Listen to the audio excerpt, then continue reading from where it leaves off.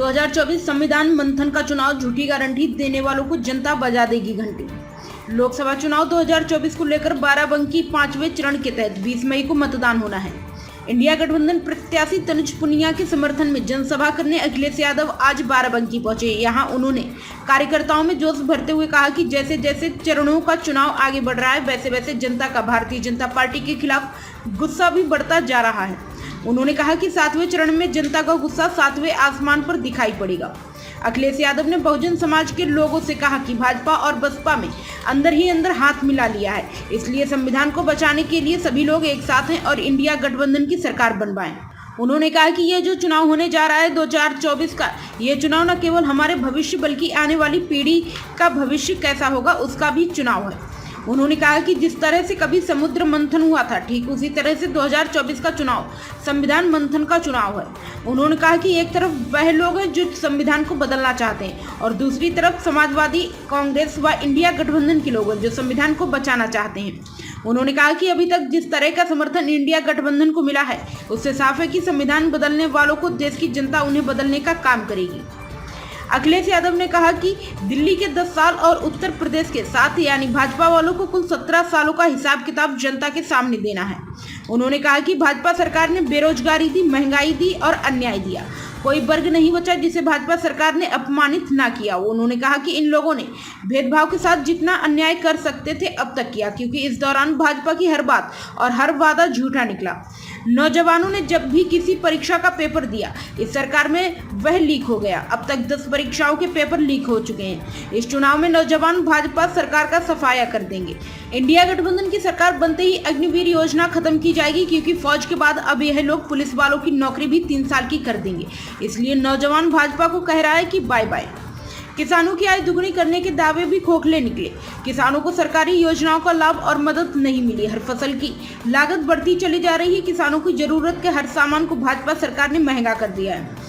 दिल्ली की भाजपा सरकार हमारे किसानों के लिए काला कानून लाने का काम किया था, लेकिन देश के किसानों ने सरकार को काले कानून को वापस लेने पर मजबूर कर दिया। इन लोगों ने बड़े बड़े उद्योगपतियों और पूंजीपतियों का 16 लाख करोड़ का कर्ज माफ किया है। अखिलेश यादव ने कहा कि 4 जून के बाद देश में इंडिया गठबंधन की सरकार बनेगी और किसानों का पूरा कर्ज माफ किया जाएगा। इसके साथ ही किसानों को MSP की भी कानूनी अधिकार दिलाने का काम किया जाएगा। ये जितने नौजवान हमारे सामने तख्ती लेकर के खड़े हैं, ये तमाम नौजवान जानते होंगे कि जब जब ये तैयारी करके गए, इन्होंने कोशिश की, मेहनत की, परीक्षा देकर के आए और जब परीक्षा अच्छी हो गई और घर वापस लौट करके आए तो उन्हें पता लगा पेपर लीक हो गया। ये नौजवान जो खड़े हैं, केवल एक पेपर लीक नहीं हुआ है, इस सरकार में 10 पेपर से ज्यादा लीक हुए। पेपर लीक सब पेपर लीक हो गए। और हाल ही में हमारे नौजवानों को याद होगा कि जब पुलिस भर्ती का इन्होंने फैसला लिया कि पुलिस भर्ती 2 दिन परीक्षा कराई जाएंगी और सरकार ने भरोसा दिलाया कि इतनी सुरक्षा के इंतजाम हैं कि कहीं भी पेपर लीक नहीं होगा। हमारे नौजवानों ने तैयारी की, मेहनत कर करके गए, वहां पर पड़े रहे, ऐसे ही रुके, कहीं रुक पाए नहीं रुक पाए, स्टेशन से लेकर के अपनी गाड़ियों में सोते रहे, परीक्षा दे करके आए और जब घर लौट करके आए तो पता लगा पुलिस भर्ती का भी पेपर लीक हो गया। हमारे नौजवान जानते होंगे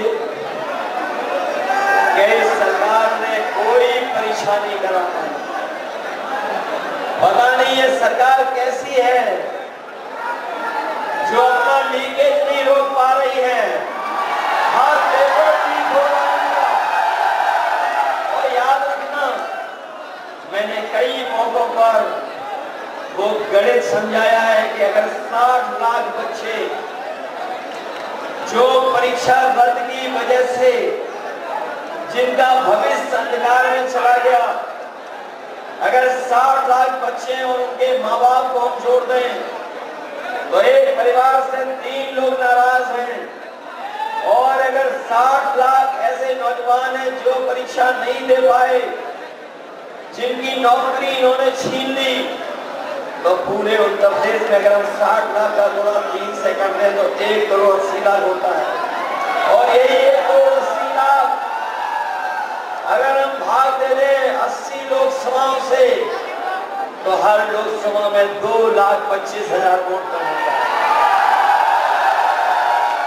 बताओ, 1 करोड़ 80 लाख का अगर भाग दोगे 60 लाख से, तो कितने हुए? 2,25,000। और जिस पार्टी से 2,25,000 एक लोकसभा में वोट कम होंगे, तो बताओ उनकी हालत क्या होगी उस लोकसभा में। बताओ नौजवानों, इनका सफाया करने जा रहे हो कि नहीं जा रहे हो?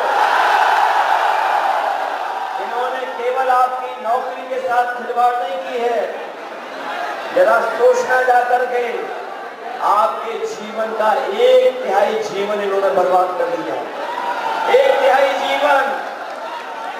और जितने भी फैसले लिए इन्होंने, वो नौजवानों को नौकरी और रोजगार नहीं दिला पाए।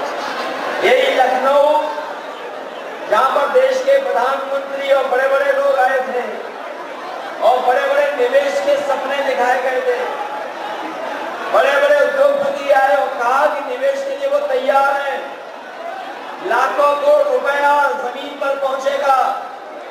बताओ हमारे बाराबंकी के लोगों, आपके बगल में राजधानी में प्रधानमंत्री, राष्ट्रपति सब आए थे और लाखों करोड़ का निवेश का सपना दिखा गए। अगर बाराबंकी में कोई निवेश हुआ हो तो बता दो। फौज के साथ हुआ है। ये बीजेपी वाले आ गए तो हमारे खाकी वर्दी पहने हुए भाई लोगों की भी नौकरी 3 साल की कर दी गई है। इसलिए सावधान हो कि नहीं सावधान? ये तो बेचारे वो लोग हैं जिनके जबरदस्ती वैक्सीन लगा दी गई। पूछो, आपके बगल में खड़े हुए पूछिए, जबरदस्ती वैक्सीन लगी कि नहीं लगी है? और अब वैक्सीन वाली कंपनी कह रही कि हम वैक्सीन वापस ले लेंगे। बताओ सही से कैसे वापस ले लोगे? बताओ ये हमारे आपके पीछे पड़े कि नहीं पड़े जान के पीछे? न केवल ये हमारी आपकी जान के पीछे पड़े हैं, बल्कि ये लोग संविधान के पीछे भी पड़े हैं। इसलिए जान बचाने से लेकर के हमें आपको संविधान भी बचाना है। ये जो शिक्षक भर्ती है, इस सरकार ने कोई शिक्षक भर्ती नहीं की, और अगर शिक्षक भर्ती हो भी गई होगी तो ये हमारे 69,000 वाले शिक्षक भर्ती वाले जानते होंगे इनके साथ कितना भेदभाव हुआ है,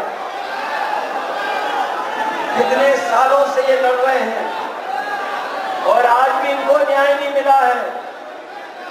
इनको न्याय नहीं मिला आज तक। इसलिए हम अपने, जहां समाजवादी सरकार में हम लोग शिक्षक भर्ती के लिए मौका देंगे, वहीं हमारे 69,000 वाले जो शिक्षक हैं जिनके साथ भेदभाव हुआ है, इनको भी न्याय दिलाने का काम समाजवादी लोग करेंगे।